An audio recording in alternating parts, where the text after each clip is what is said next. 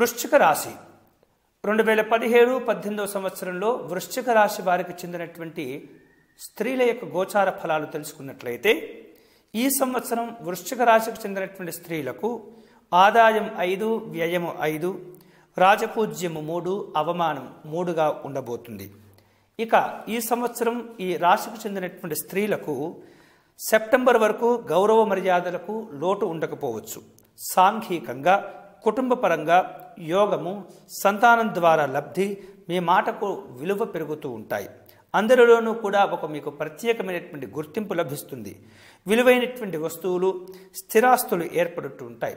ద్వితీయార్థంలో గురువు, శనిగ్రహాల ప్రభావం చేత అనేకమైనటువంటి ఈతి బాధలు, మనస్థిమితం లేకుండా ఉండటం, ఆరోగ్య భంగములు కలగటం, కలవరపాటుకు లోనవ్వటం, ఉద్యోగాదుల్లో ఉన్నటువంటి వారికి దూర ప్రాంతాలకు బదిలీలు అవ్వటం, అధికారులతో ఇబ్బందులు ఏర్పడటం, వివాహం కానటువంటి వారికి ప్రథమార్థంలో వివాహం జరిగేటటువంటి సందర్భాలు, పరిస్థితులు ఈ సంవత్సరం కనిపిస్తున్నాయి.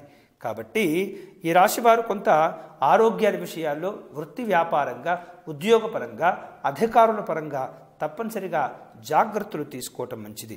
గర్భిణీ స్త్రీలకు చక్కని సంతానం లభిస్తుంది. పుత్ర సంతానం అయ్యే అవకాశాలు చాలా ఎక్కువగా ఉన్నాయి.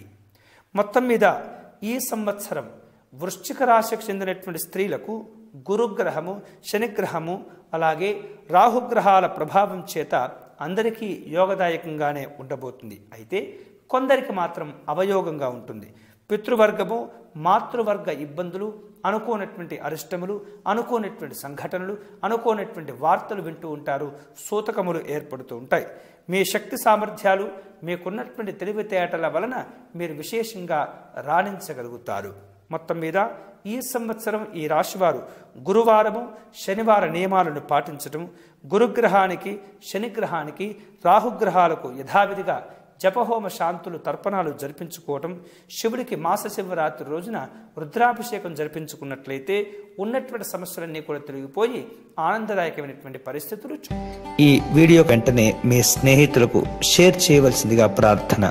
అంతేకాకుండా మా యూట్యూబ్ ఛానల్ దర్శనం టీవీని సబ్స్క్రైబ్ చేసుకోవటం మర్చిపోవద్దు.